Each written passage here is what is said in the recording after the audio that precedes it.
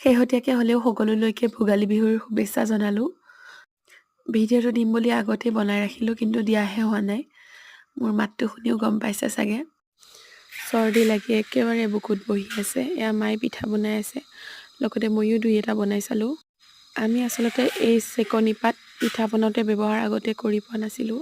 এইবাৰে প্ৰথম কৰি চালোঁ। কৰিছোঁ যদিও ভালেই হৈছে পিঠাবিলাক। আৰু এয়া সান্দহ খুন্দা হৈছে। বহুতৰ ফালে সান্দহ খুন্দা নিয়মটো নাই, কিন্তু আমাৰ ফালে সান্দহ খুন্দেই মাহঁতৰ ঘৰৰ ফালে। সান্দহৰ অবিহনে যেন মাঘ বিহুটো আধৰুৱা আমাৰ মাহঁতৰ ফালে। সান্দহখিনি খুন্দি মেলি আকৌ এয়া নাৰিকলৰ লাড়ু বনাবৰ কাৰণে মায়ে ভাজি আছে, আৰু লগতে মই তেল পিঠা বনাই আছোঁ। তেল পিঠাটো একচুৱেলি বহুতে বেলেগ বেলেগ নাম দি কয়, গিলা পিঠা, তেল পিঠা আৰু বৰা, এনেকৈ নাম দি কয়। আমি তেল পিঠা বুলিয়ে কওঁ।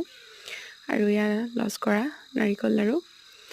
আকৌ এইখিনি হৈছে তেলৰ পিঠা, এইখিনি মই বনোৱা। আৰু এইখিনি হ'ল আমাৰ বিহুৰ আয়োজন।